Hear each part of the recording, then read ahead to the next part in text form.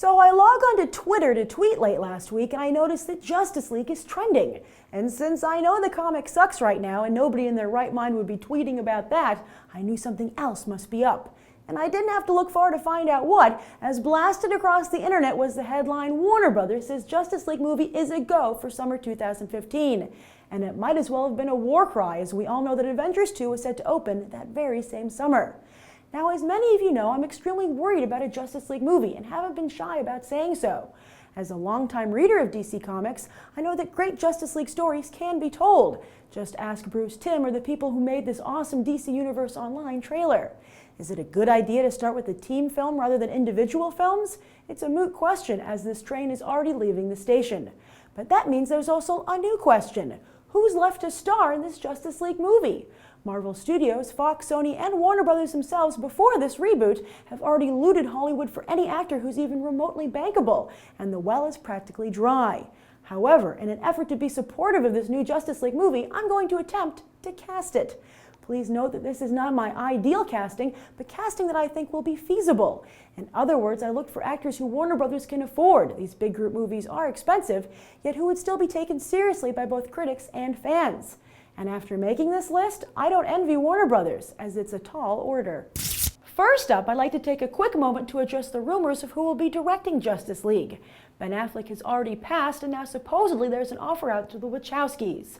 I, for one, hope they take it. I know, The Matrix got progressively worse with each film, and most of you thought Speed Racer sucked. But I urge you to take a second look at Speed Racer and see how faithful it is to the source material, manga, aka Japanese comics. Therefore, I imagine the Wachowskis would be pretty darn faithful to American comics as well. Hell, as I recall, we were all pretty happy with the job they did producing V for Vendetta. Plus, with both Speed Racer and Cloud Atlas, it's clear the Wachowskis are visionary directors who aren't going to try and copy every shot out of Joss Whedon's Avengers playbook. And while sure they might be competing at the box office, the last thing a Justice League movie should do is compete with the Avengers creatively. Let the Wachowskis do their own crazy beautiful thing and go all Grant Morrison on us. We love it on the page, we'll love it on the screen. And if not the Wachowskis, then I throw my support behind the guy who almost got the Man of Steel gig, Duncan Jones. Now on to casting. Speaking of Man of Steel, I imagine they're going to keep Henry Cavill since, his movie only comes out 2 years beforehand.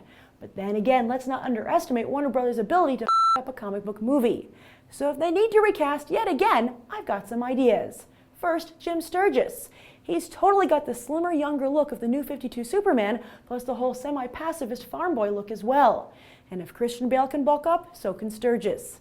My other choice is Taylor Kitsch.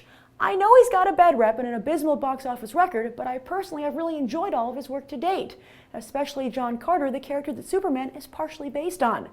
As for Batman, sadly yes, Bale is going to be replaced. Right now, everyone says Armie Hammer is going to don the cowl, but I feel while he's a great choice for Bruce Wayne, I'm not really seeing Batman. I'd pick another hot blonde in Hollywood who can actually act, Ryan Gosling. Did you see Drive? If so, you know this dude can brood. If not Gosling, then I'd pick Lee Pace, and not just because he looks like Christian Bale. Well, a little because he looks like Christian Bale. He also has Bale's pre-Batman cult fan base, so actually he could be the next Christian Bale. To complete the trinity, there's also a rumor that Warner Brothers will cast Gina Carano as Wonder Woman. I did a whole video on why I think that's a bad idea, and my better idea is Morena Baccarin. I've never watched Firefly, but I do watch Homeland, and Baccarin has the perfect mix of strength and compassion to play the Amazonian warrior princess. There's also Lynn Collins, who already played a Martian warrior princess in John Carter. That could be Superman and Wonder Woman, don't you think? And while she might have already been an X-Men Origins Wolverine, I think all of us, including Collins, would be happy to forget that. There's also Eva Green, who I think could make a really unique Wonder Woman. And hey, she had no problem taking on James Bond, right? Assuming that Warner Brothers will go with the cast of the New 52 Justice League book, there are 4 other superheroes to cast. One is Green Lantern, and I think it's a pretty safe bet Ryan Reynolds won't be reprising his role. Warner Brothers had considered Bradley Cooper for the role, and I think they should find out if he's still interested. If not, then they should try Emile Hirsch, a great actor who never quite took off, although he does look a lot like Taylor Kitsch. So then maybe also Lucas Black, who certainly has that good old boy Air Force charm. Then there's fan favorite The Flash. This is the role Reynolds should have been given, but now that that's ruined, who else could run with it? But remember, the New 52 is all about Barry Allen, not Wally West. So if Warner Brothers is willing to go a little older, I say Damian Lewis from Homeland would be an interesting choice. Patrick Wilson will also be perfect, and he's already done a comic book adaptation for DC Comics and Warner Brothers. And if we want to go a little edgy, hopefully Ben Foster can cast off his angel wings, which he donned for like 10 minutes tops. Next, Cyborg. Personally, I'd rather Warner Brothers kill two birds with one stone here by going with Jon Stewart, getting rid of Reynolds while still keeping the team diverse. Why? Well, Cyborg isn't a particularly powerful or showy character, so I can't imagine a lot of actors would be eager to play him, unless they write him some kick-ass RoboCop-style inner turmoil. I can't believe Jaden Smith hasn't already been asked to don some spandex, but again, I think he'll wait for a better role. As one of you pointed out last week on my Summer Movies 2013 video, he'd make a great Miles Morales. So with Anthony Mackie already out of play as Marvel's new Falcon, I say Warner Brothers should go after Nate Parker. He's the only good thing in arbitrage. Finally, Aquaman. Yes, Aquaman. And like the new 52 comic, I think the movie should embrace the public's lack of respect for the character and therefore go with an actor who can play that. They should also make him really good looking so female moviegoers will help defend him. I mean, he is going to be dripping wet all the time, right?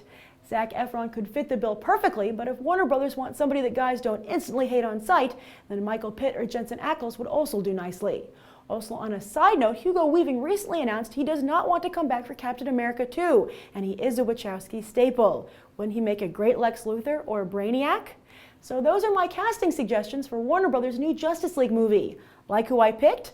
Let me know down below, as well as your own casting suggestions. I'm Grace Randolph, and this has been a Movie Bite. You can watch more right now.